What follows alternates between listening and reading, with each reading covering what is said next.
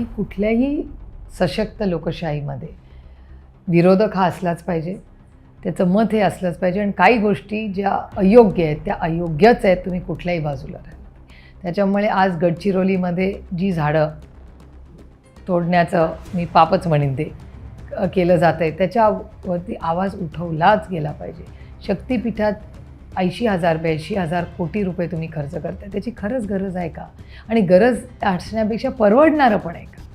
जर एवढं, आणि त्याच्यात 2 महत्त्वाचे मुद्दे जे माझा आरोप नाही आहे, त्याच्यात हे पारदर्शकपणे फायनान्स मिनिस्ट्रीची नोट आहे की हे जर आपण हा जर रस्ता आपण केला तर 22% आपलं बजेट हे फक्त परतफेडीत इंटरेस्टमध्येच जाईल, हा पहिला मुद्दा.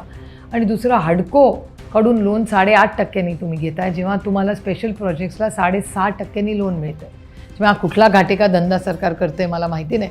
त्याच्यामुळे हे खूप दुर्दैवी आहे की ह्यांचा सगळं लक्ष त्या हाय तिकीट, हाय कॉस्ट इन्फ्रास्ट्रक्चर प्रोडक्ट्सवर यांचा सगळा भर असतो, ज्या सामाजिक तुमच्या आणि माझ्या आयुष्यातल्या गरजा आहेत.